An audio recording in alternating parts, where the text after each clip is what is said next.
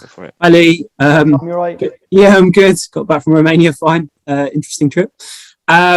Just on Mark, he's someone who it felt like a few years ago Chelsea were ready to let go, and he almost seems like an example of what the England youth setup can do for a player, because he really impressed for the 21s and has obviously gone on now to move to Crystal Palace, but he's turned into a multi-million-pound defender, and he's now your captain. So I guess that's the question: is he an example of what the English system can do for players?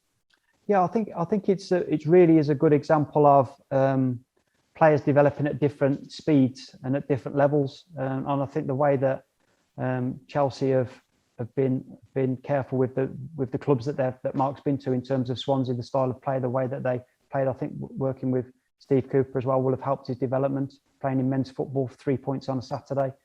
And he's been given time to work on his game, and I think he's reaping the rewards of that now. And the main thing is, Mark's biggest attribute is that he wants to learn.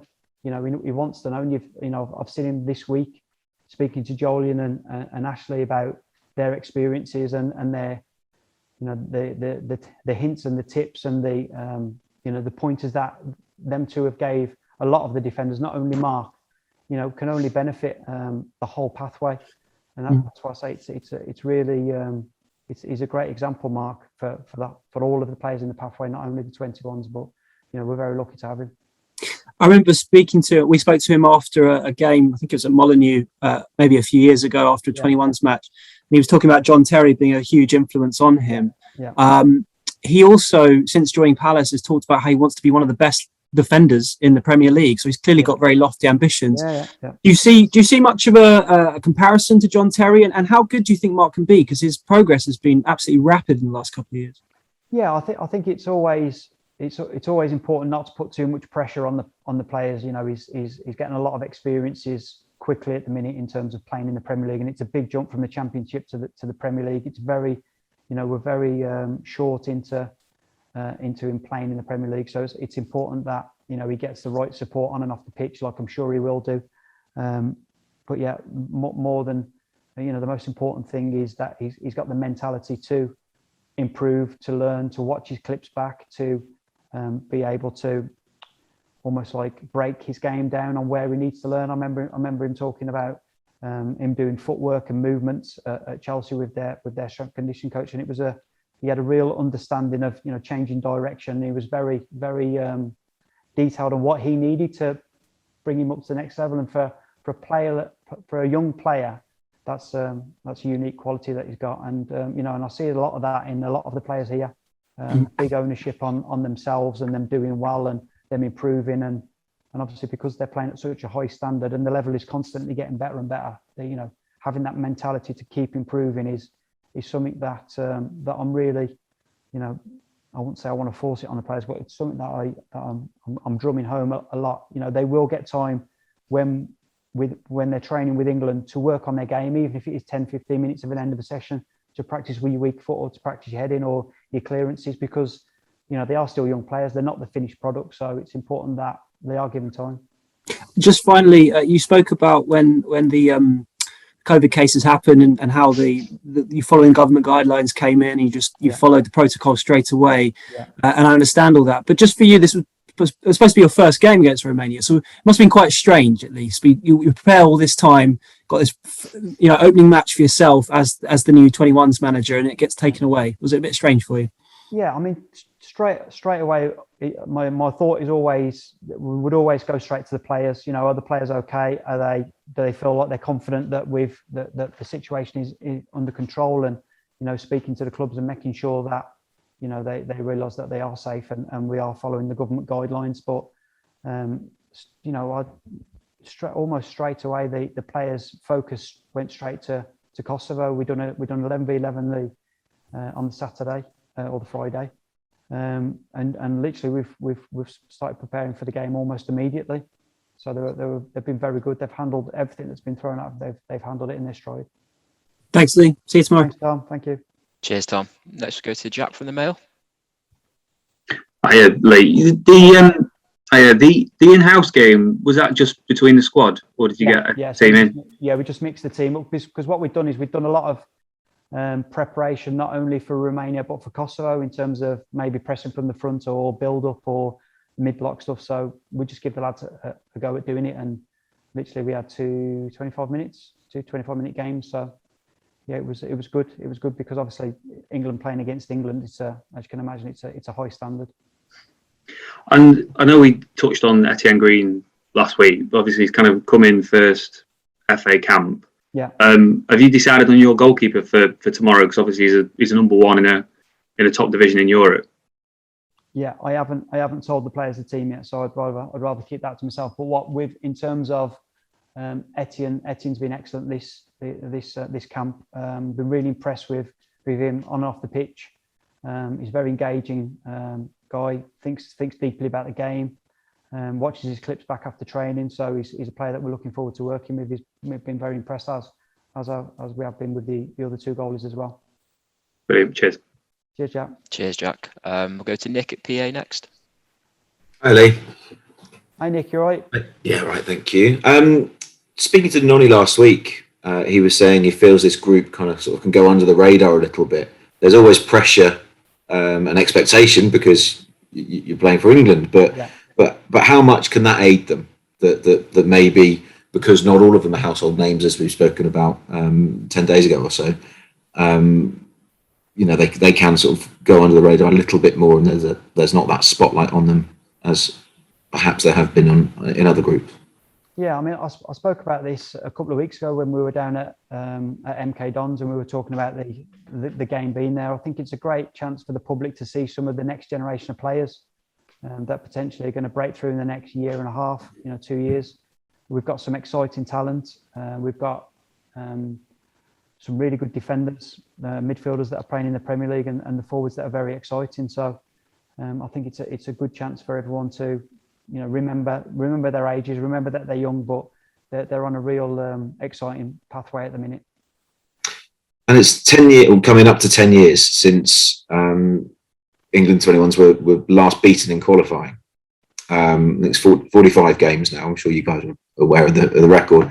Is it a dangerous expectation to think that they'll just cruise through every time now? Yeah, I think I don't think we should take for granted getting to any of the major competitions. I think it's they're always even like you say about the 10 years, there has been some moments, especially in my time with the 21s, where we've been up against it and we've ended up winning or getting a draw. So it definitely shouldn't be something that we take for granted qualifying. Having said that, I've got a lot of faith in this team and this squad, and even with the players that didn't quite make it this time, we have got a richness of talent that we can pull in, not only in the 21s but in the pathway. So I'm excited and lucky and privileged to work with this group of players. Great, thank you. Good luck. See you tomorrow. Cheers, Nick. Thank you. Cheers, Nick. We'll go to Matt next from World Soccer. Hi, Lee. How's it going, mate? Hey, mate. You okay? Yes, very well, thank you. Bar the beard, ignore the beard. Okay. How much credit do the players have for the fact that only 2 cases of COVID emerged in this squad? Because it's very with this new variant, very, very easy for one case to come into a social group, into a situation, and boom, like we've seen at festivals, like we've seen at different gatherings, different workplaces. Only 2 cases. It's kind of remarkable. Yeah, I think the medical staff have done really well in terms of getting the results back quickly and isolating the people concerned straight away, and making sure that the players were fully aware of the situation, and like I say, they handled it very well. We're confident that we've done the right thing. Okay, on the pitch side of things, have any of the players surprised you over the last week, over the last few days of training? You've seen them, a lot of them in a historical situation. You've seen them like coming through the ranks, and you've seen them for their clubs. But have any of them exceeded expectations? And if so, any info on who's been training particularly well? Yeah, they always surprise me every camp. We don't have the luxury, being international coaches, of working with the players every day. So sometimes when you go from camp to camp and you don't see the players for a month, you can see an improvement, or you can see that maybe they're lacking a little bit of confidence. So sometimes it's not always that that they've improved drastically. Sometimes it's that they need a little bit more support or a little bit more time to work on the game. But no, there's a lot of positives within this group. I mean, you could go through the whole group. No one's let themselves down in terms of the level that they've trained at or the way that they've their application during the sessions. If anything, it's been very, very high. It was important that we try and get the balance between working on the team, so the tactical element, but making sure that the sessions are fun, the sessions are lively, and that the tempo is there. Because I think if you go too tactical, you lose a lot of the players. You need to make sure that it is putting on challenging sessions and giving them chance to show us how good they are, and I think they've done that this week. And a final one, mate. Going back through the years, through the generations of football, back in the 70s, the English football was seen as being a warrior-like battlers game, where we would outfight and out-battle opponents. Back in the 80s, we were kind of an aerial team, get the ball out wide, really good in the air, better than most of our rivals.